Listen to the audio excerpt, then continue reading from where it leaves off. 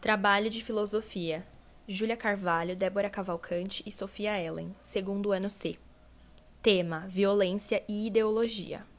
Ideologia. Podemos definir ideologia como um conjunto de ideias que explicam e formam um sistema, uma corrente filosófica.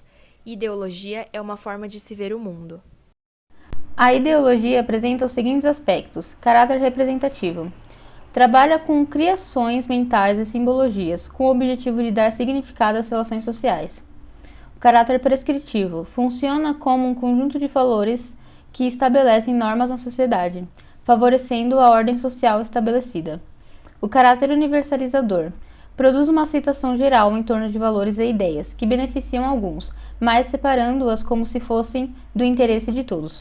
O caráter padronizador apresenta uma realidade social sem conflitos, em que também não existem condições de classe ou interesses. O caráter lacunar apresenta omissões, meias-verdades e silêncios, com o objetivo de ocultar as verdades que não interessam. O caráter explicativo explica a realidade a partir do ponto de interesse da classe dominante, justificando suas decisões, impedindo reações contra as autoridades constituídas. O caráter transformador mostra uma realidade invertida. Transforma a causa em efeito. O tipo determinado passa a ser o tipo determinador. O caráter alienador implanta a indiferença e o conformismo nas pessoas, diante dos problemas que estão passando, sem que as mesmas se deem conta. Ou seja, elas se conformam com a situação em que estão. Um exemplo disso é a pandemia que nós estamos vivendo. Muitas pessoas já estão conformadas com a quantidade enorme de pessoas que morrem todos os dias. O caráter naturalizador procura tornar natural a dominação de um grupo social sobre o outro, ou seja, as pessoas mais ricas dominando as pessoas pobres. Isso se transformou numa coisa normal hoje em dia. Concepções de ideologia. Na visão de Karl Marx, ideologia se traduz como um conjunto de ideias e conceitos que pertencem a uma determinada classe social.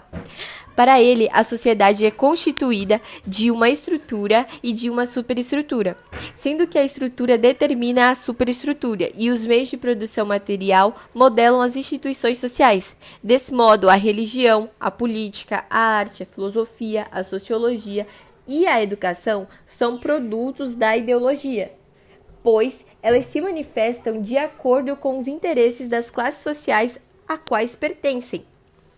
Já para o nosso pensador húngaro, a ideologia tem como principal característica fornecer uma base para a solução de problemas práticos da vida social.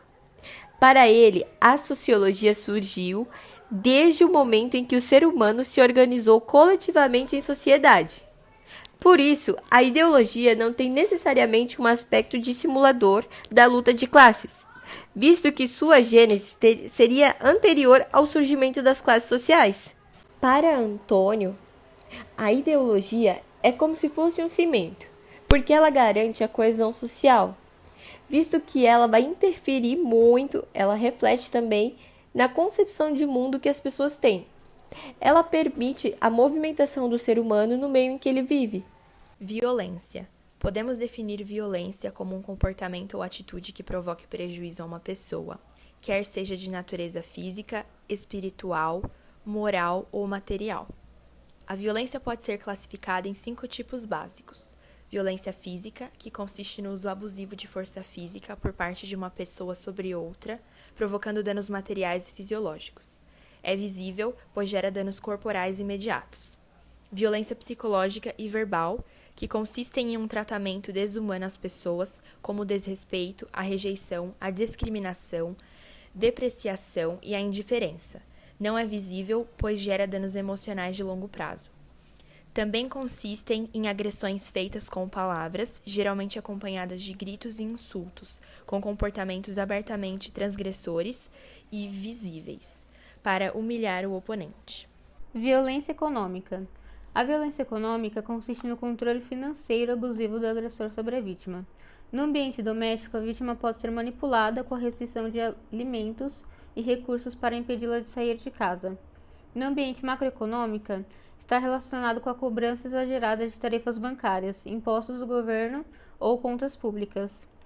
A violência social consiste no controle abusivo do agressor sobre a vida social da vítima. Pode estar caracterizada pela negligência e abandono de crianças, idosos, doentes ou parceiros. No ambiente macrosocial, está relacionado com o abuso do poder policial, descaso com atendimento em hospitais, escolas, creches, entre outros. Ambientes. A violência pode assumir formas sutis em diversos ambientes. Temos o ambiente cultural. A violência praticada no ambiente cultural consiste na imposição dos valores, crenças e costumes de uma cultura considerada superior sobre outra tida como inferior ou de pouca importância. Ambiente doméstico. Praticada dentro de casa, a violência doméstica afeta as pessoas mais íntimas da família. Segundo pesquisas em várias partes do mundo, quem mais sofre são mulheres e crianças. Homens também são agredidos, mas em menor número. Por medo ou vergonha, as vítimas das classes mais pobres fazem menos denúncias do que a das classes média e alta. Ambiente político. A violência política está relacionada às manifestações públicas de contestação de decisões administrativas do Estado. Passeatas e greves podem se tornar violentas dependendo do comportamento dos manifestantes responsáveis pelo ato e dos órgãos repressores, que são responsáveis por acabar com o ato.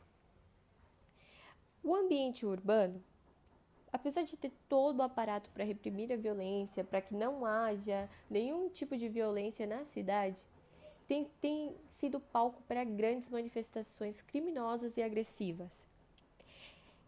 Esse fenômeno não é uma exclusividade de países ou regiões pobres. Ele ocorre em todas as sociedades urbanas, seja ela culta ou não. Fim.